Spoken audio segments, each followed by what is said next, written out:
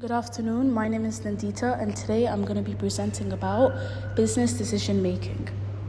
Agenda: business decision for Shiro and choosing between guided city tours using e-rickshaws or self-guided city tours using e-bikes. Introduction: Shiro has a difficult business decision, choosing between two different pathways. On the one hand, he proposes giving guided city tours via e-rickshaws, while on the other hand, he considers opening a bike rental shop in the center of the city. Comparative financial analysis, assessing the profitability edge of option 1 versus option 2. After a thorough study of financial predictions and ratio studies for both alternatives, it is clear that option 1 generates more income and profits than option 2. This superiority can be attributable to a variety of variables, including lower per unit variable costs, higher per unit selling prices, and an increased contribution margin. Furthermore, option 1 has a lower break-even point than option 2, indicating that it will attain profitability at a lower sales volume barrier than option 2. Unblocking profitability: how option 1's reduced break-even point enhances financial performance. Option 1 has a lower break-even point than option 2, showing that we may achieve profitability with smaller sales quantities. This result comes from option 1's higher selling price per unit and lower variable cost per unit, resulting in a higher contribution margin per unit. As a result, our ability to generate profitability despite decreasing sales volumes strengthens our financial position. Analyzing internal factors: assessing the viability of option 1 guided city tours with e-rickshaws. Company capabilities: the sufficiency of the company's resources, including its financial reserves, labor, and equipment, may have a considerable influence on the practicality of this choice. For example, the availability of cash to purchase e-rickshaws and the capacity to hire skilled drivers to run them. Specialized knowledge: the success of this method may be determined by the company's level of competence in ecotourism. The effectiveness of this alternative might be greatly impacted by the company's ecotourism knowledge and the availability of related sources. Market assessment: conducting a thorough market study will help determine the target population and their preferences. This analytical technique is beneficial in measuring the demand for eco-friendly tours and adjusting the company's products to match the unique demands of its target audience. Evaluating external influences: assessing the impact on option 1 guided city tours with e-rickshaws. Government legislation governing the commercial use of e-rickshaws may have an impact on the company's operational feasibility and financial prospects.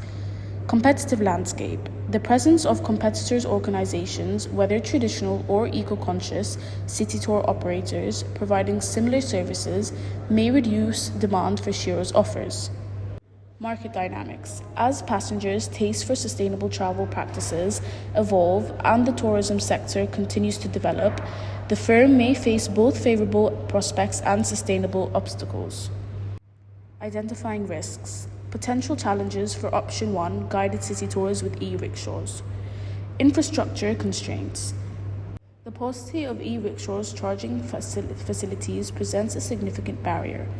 Operational problems may occur if the car's battery running low during excursions or if they need to be recharged often. Competitive landscape: as the use of e-rickshaws in the tourist industry grows, the market may become increasingly saturated with competitor tour providers. Shiro's firm may face more competition, resulting in diminished profitability.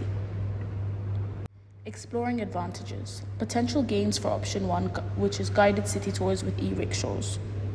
Eco-conscious appeal: e-rickshaws being ecologically beneficial alternatives to typical gasline vehicles appeal to clients who want to reduce their carbon footprint. The sustainability feature may attract a group of environmentally conscious customers to the excursions. Cost efficiency: using e-rickshaws can be financially beneficial for tour companies since they often have lower operating and maintenance expenses than traditional vehicles. This cost effectiveness improves the company's profitability. Customers benefit from guided city excursions in e-rickshaws, which provide a unique and interesting experience. This distinctive selling characteristic distinguishes the firm from competitors and increases its attraction to potential customers. Human capital considerations in option 1 for guided city tours with e-rickshaws. Shiro must find professional tour operators who can drive e-rickshaws and are well versed in the city's history and culture. Investing in specific training programs may be required to ensure that tour guides provide great experiences for consumers. Physical resource management in option 1. Acquiring a fleet of e-rickshaws is critical for Shiro's commercial debut. While the initial expenditure may be significant, it can result in long-term fuel savings over standard tour cars. Shiro must invest in appropriate charging infrastructure because e-rickshaws must be recharged often. This may include installing charging stations at their tour office or working with existing charging networks. Maintenance and repairs. E-rickshaws, like any other vehicle, require regular maintenance and repairs to guarantee maximum operation. Shiro must develop a maintenance strategy which includes scheduling routine maintenance and responding quickly to any repairs that need emerge. Financial resource implications for option 1. The initial expenses necessary for acquiring or renting e-rickshaws may represent a large upfront expense for the company, demanding careful consideration in the business's financial strategy.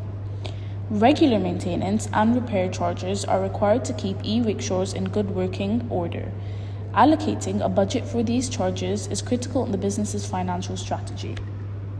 Factors shaping option 2, which is self-guided city tours with e-bikes.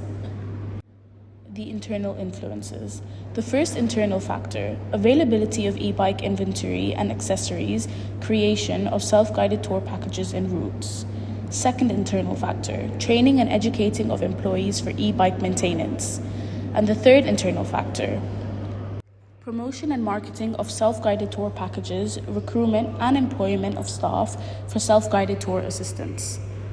The external influences on option 2 are market demand for environmentally sustainable tourism options and accessibility and availability of e-bike rental services in the region.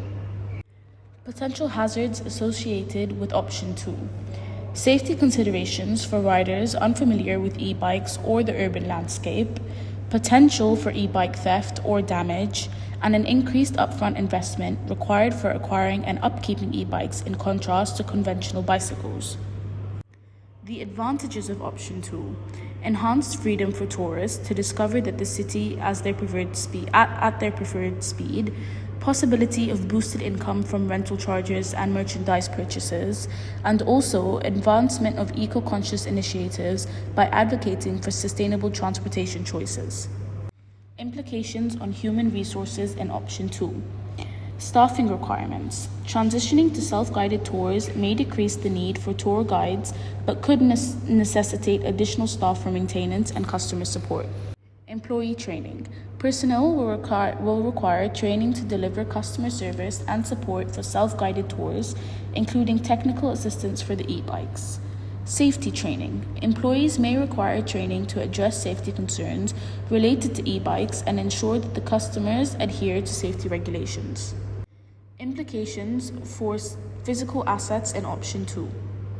Procurement of e-bikes. The company will need to invest in purchasing a fleet of e-bikes for rental purposes, which could require a significant initial capital outlay. Maintenance and servicing. Regular upkeep and repair of the e-bikes will be necessary, potentially contributing to ongoing operational costs. Storage and charging infrastructure. Adequate facilities for securely storing and charging the e-bikes between uses may require additional investment in infrastructure and space. Financial considerations for option 2. Initial capital outlay. Acquiring the necessary e-bikes, bike stations, and accompanying equipment to establish a self-guided tour service using e-bikes will require a significant upfront investment. This entails a substantial financial commitment at the outset. Ongoing maintenance expenses. Regular repairs, battery replacements, and equipment upgrades will be essential to ensure the optimal performance of the e-bikes and bike stations. As a result, the operational costs of the company will escalate over time. Advertising expenses. A marketing campaign will be necessary to promote the self-guided tour service and attract potential customers. This will incur additional costs in the terms of advertising and promotional expenses. Upon thorough examination of both internal and external factors influencing each option, along with their associated risks and benefits, I have conducted a comprehensive comparison between the two alternatives. Based on the analysis, we have formulated a recommendation for Shiro. Option 1 allows Shiro to provide unique guided city tours employing e-rickshaws, perhaps resulting to higher income. Nonetheless, this method carries dangers, such as guaranteeing safety and regulatory compliance, which may be mitigated with extensive training and adherence to local standards. Option 2 involves delivering self-guided city tours on e-bikes, which gives clients more freedom. However, this solution entails possible dangers such as equipment failure and liability difficulties. Additionally, issues with charging and storage facilities may also arise. Recommendations.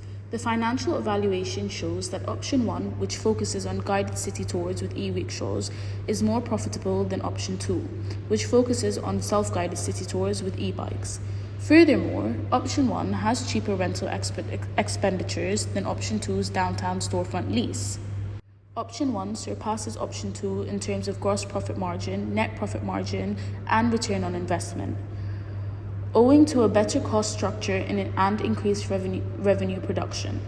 Option 1's guided city tours with e-rickshaws cost more per vehicle but have fewer variable expenses, each trip resulting in greater revenue and gross profit statistics. Option 1 has a competitive edge due to cheaper rental expenses compared to option 2, which leases a city center shop.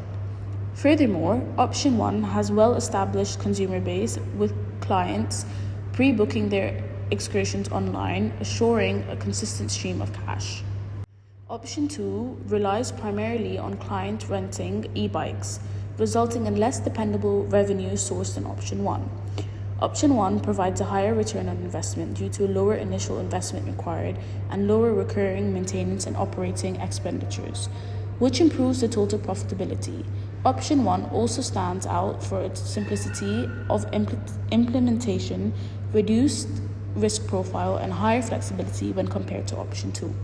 Option 2 relies primarily on clients renting e-bikes, resulting in a more unstable revenue source. Meanwhile, option 1 has a higher return on investment to its lower original expenditure and lower continuing maintenance and operational costs, which boosts its profitability. Moreover, option 1 appears to be simpler, less dangerous, and more flexible alternative than option 2. Conclusion. Following thorough analysis, I recommend Shiro chooses option 1, which includes guided city tour excursions and e-rickshaws, with sufficient safety precautions in place. This option provides a unique client experience and has the potential to increase income for the firm. While the initial cost of owning or leasing an e-rickshaw may appear intimidating, careful financial preparation may help you handle these expenses successfully. To maximize the benefits and secure the business's long-term success, I have highly advised Shiro to execute option 1. Thank you. Nandita, I just want to ask you, what are the external influences on option 2, which is providing self-guided city tours using e-bikes? The first one is market demand for environmentally sustainable tourism options, and the second one is accessibility and availability of e-bike rental services in the region. Okay, I'm going to move on to the second question. What are the potential hazards associated with option 2? The first hazard is safety considerations for riders unfamiliar with the e-bikes or the urban landscape. The second is potential for e-bike theft or damage. And the third is increased upfront investment required for acquiring and upkeeping e-bikes in contrast to conventional bicycles.